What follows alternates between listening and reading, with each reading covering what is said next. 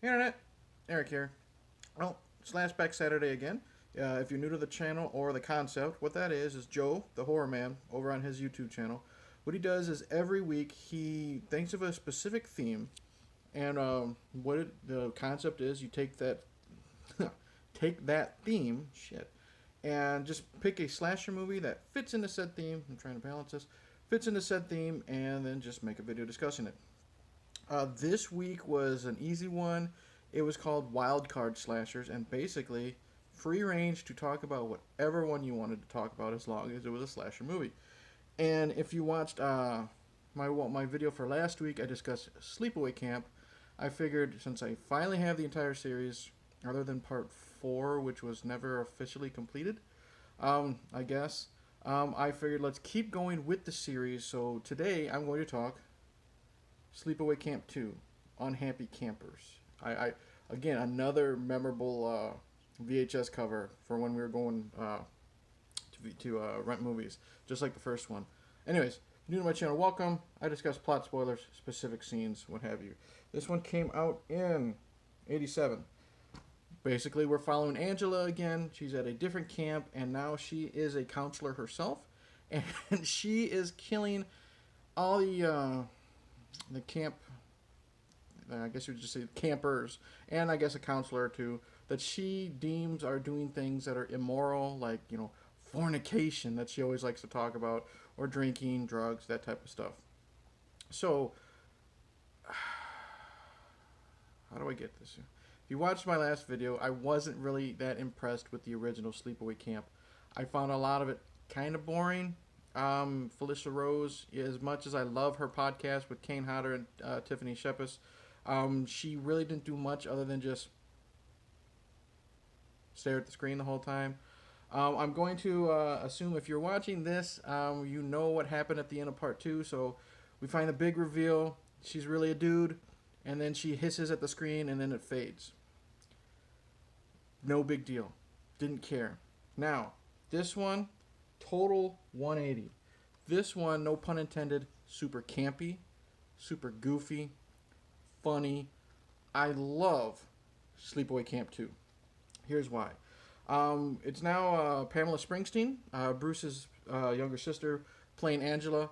She brings so much to this. She chews the scenery. She has so much fun.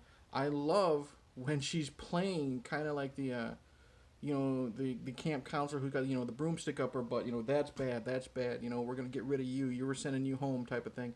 I like how she does that. And then she goes and she's prim and proper and sweet and fun and let's sing the camp theme song and stuff like that.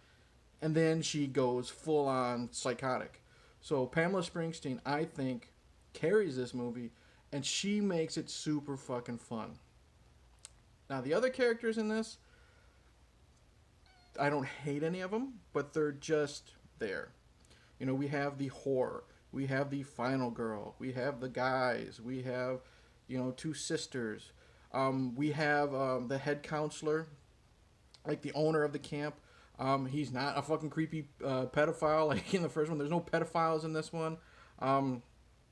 He's just there. He wants to run a good camp. He's trying to do. He wants everything done by the books. Like when Angela kills campers, she tells him that she sent them home, and he gets pissed off. You can't do that type of thing. So he's likable. Yeah. So Angela's great, and the characters are just there, but they're likable for the most part. They serve a purpose. The whore, she's not annoying. She's there just to pick on people and call Angela a dyke because they do. Well, I want to say this. One of my favorite scenes in this, is the opening scene. It's at a campfire and they're telling spooky stories, and then the story of Angela comes up and talks about just down the road, a camper went crazy and killed 30 people. So she didn't kill 30 people, but it's great because it's a ghost story. Everything changes by the person who tells it. And then they do mention the fact that she was really a he.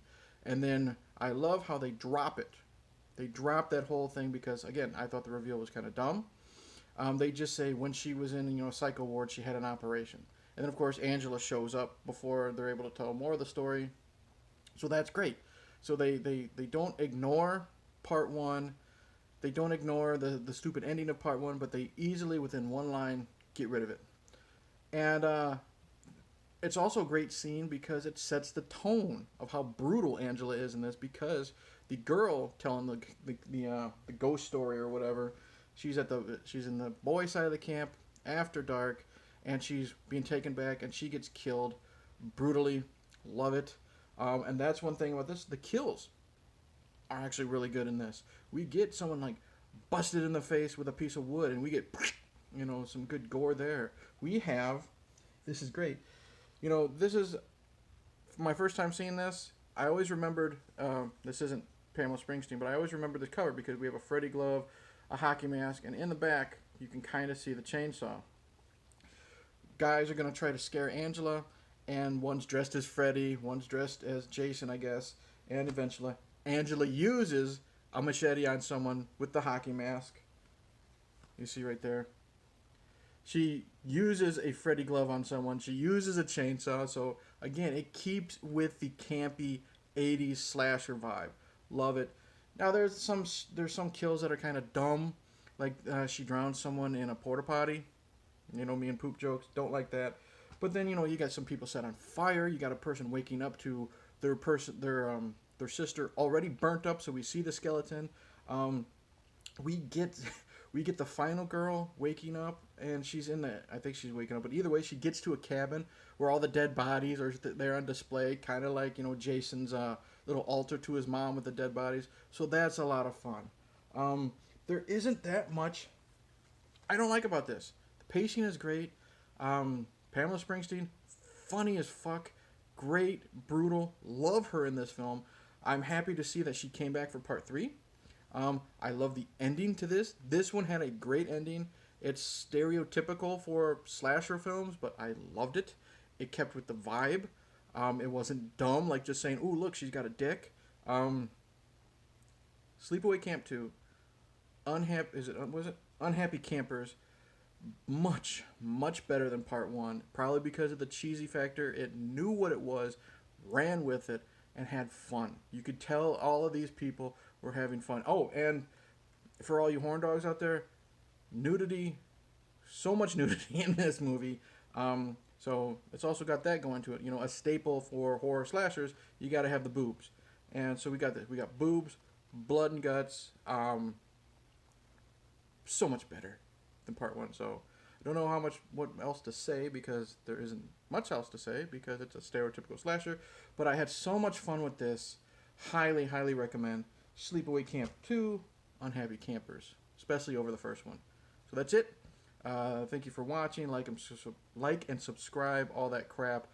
Check out the HORRORman's YouTube channel. Participate in Slashback Saturday. It's super easy. I do it whenever I have time. It's a lot of fun. Thank you to all the new subscribers. I do want to say this, some cheap plugging. Tonight, we're going to try to do a live stream of the Two Bearded Losers podcast. It is our 50th episode, so we figured maybe why not live stream it on YouTube? And if that is successful, we might do all of the podcasts that way. Either way, check out God, I haven't even been drinking. It's way too early. Check out Sleepaway Camp 2, Unhappy Campers. If you're a fan of the first one, I don't see how you couldn't be a fan of the second one. If you hated the first one, you may be like me and like the second one better. Anyways, I've said enough. Comment below. Tell me what you think. Cheers.